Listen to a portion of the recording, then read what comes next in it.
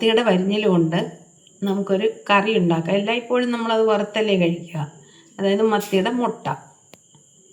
അതെങ്ങനെയാണെന്ന് നോക്കാം.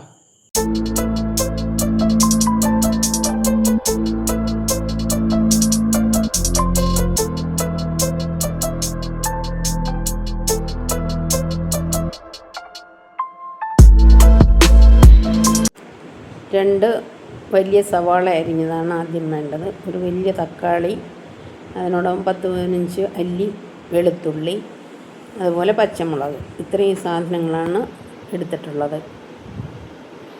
അത് നന്നായിട്ട് കഴുകി വൃത്തിയാക്കി ഇതുപോലെ അരിഞ്ഞു വെച്ചേക്കണം. എന്നിട്ട് ഒരു ചട്ടി അടുപ്പിലേക്ക് വെച്ച് നമുക്ക് കടുക് താളിക്കാം.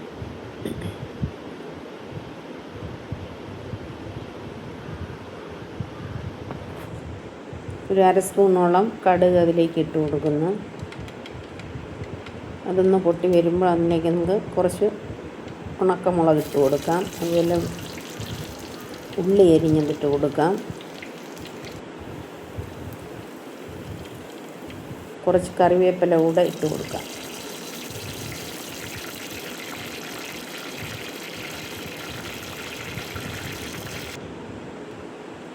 അതിലേക്ക് അരിഞ്ഞു വെച്ച സവാളയാണ് നമ്മൾ ആദ്യമായിട്ട് ഇട്ട് കൊടുക്കുന്നത്.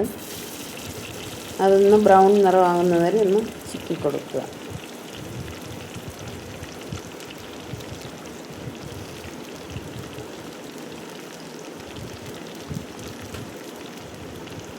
വെളുത്തുള്ളിയും കൂടി ഇട്ട് കൊടുക്കുക. പച്ചമുളക് ഇട്ട് കൊടുക്കുക.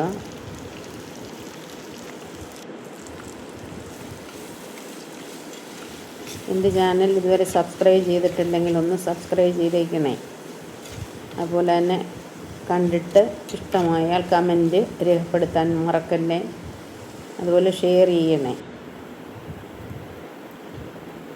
ഇനി മല്ലിയാണ് ചേർത്ത് കൊടുക്കുന്നത്. മല്ലിപ്പൊടി ഒരു 3 സ്പൂണോളം മല്ലിപ്പൊടി നമ്മൾ ഇട്ട് കൊടുക്കുന്നുണ്ട്. അത്ര അളവിൽ തന്നെ നമുക്ക് മല്ലിപ്പൊടിയുടെ കൂടെ തന്നെ മുളക് പൊടിയും ഇട്ട് കൊടുക്കാം.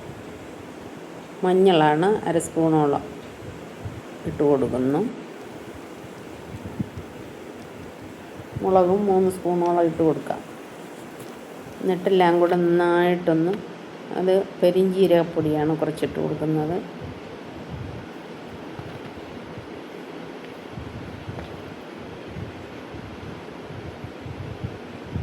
മത്തിയുടെ മുട്ട എല്ലാവർക്കും കിട്ടാൻ പറ്റത്തില്ല. കാരണം വളരെ കുറഞ്ഞ മത്തിയല്ലേ നമ്മൾ വാങ്ങും. ഒരുപാട് മത്തിയൊക്കെ ഉണ്ടെങ്കിലാണ് ഇങ്ങനെ അതിൻ്റെ മുട്ട എടുത്ത് നമുക്കിങ്ങനെ ചെയ്യാൻ പറ്റുന്നത്.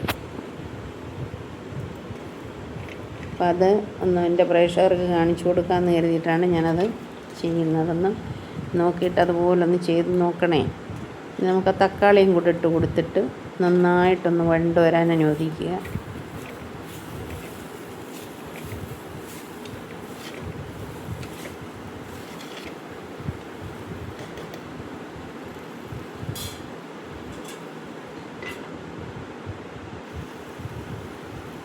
ഉപ്പ് ചേർത്ത് കൊടുക്കാം.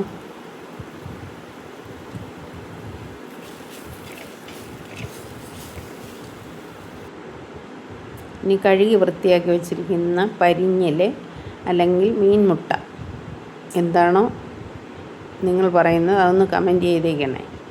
മീൻ മുട്ടയെന്നും പറയും, അതുപോലെ തന്നെ പരിഞ്ഞിലെന്നും പറയും. പരിഞ്ഞിൽ, പനിഞ്ഞിൽ, എന്താണെങ്കിലും ശരിയായ വേർഡെന്ന് നിങ്ങൾ കമൻറ്റ് ചെയ്തേക്കണേ. നമുക്ക് ചേർക്കേണ്ട മസാല ഇതുപോലെ നന്നായി ഒതുങ്ങി വരുമ്പം അതിനകത്തേക്ക് നമുക്ക് ഈ മീൻ മുട്ട ഇട്ട് കൊടുക്കാം. എന്നിട്ട് ഒരുപാടിട്ട് ചിക്കരുത്. എല്ലാം എല്ലായിടവും ആകുന്നത് പോലെ വളരെ പതുക്കെ അനക്കി കൊടുക്കുക. ലൈറ്റ് നന്നായിട്ട് ചിക്കുമ്പോൾ അത് പൊട്ടിപ്പോകാനിടയാവും. അപ്പോൾ ആ ഷേപ്പും പോവും. പിന്നെ നമ്മൾ ഉദ്ദേശിച്ച പോലെ വരുത്തുമില്ല. വളരെ പതുക്കെ ചെയ്ത് കൊടുക്കുക. മസാല എല്ലാ ഭാഗത്തും എത്തണം.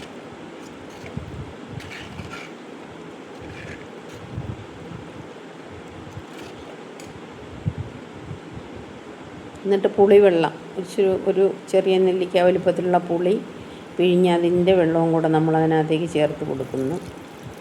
തക്കാളി ഉണ്ട്, വേണമെങ്കിൽ ഒരു തക്കാളി കൂടെ അധികം ചേർത്താലും മതിയാവും. പക്ഷേങ്കിലും പുളിവെള്ളം കൂടെ ചേർത്ത് കൊടുത്തിട്ട് അത് നന്നായിട്ട് അടി പിടിക്കാത്ത രീതിയിൽ വളരെ പതുക്കെ അനക്കി കൊടുക്കുക.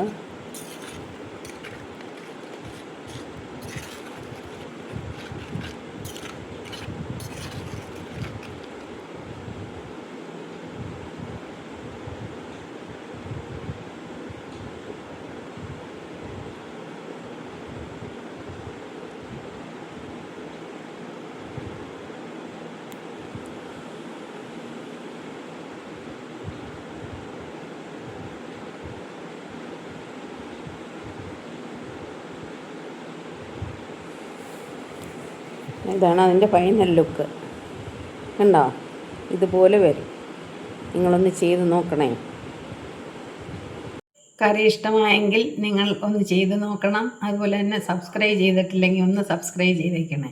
അതുപോലെ ലൈക്ക് ചെയ്യുക. നിങ്ങളുടെ കമൻറ്റ് എന്ത് തന്നെയാണെങ്കിലും അതിനകത്ത് രേഖപ്പെടുത്തുക. Thank you for watching.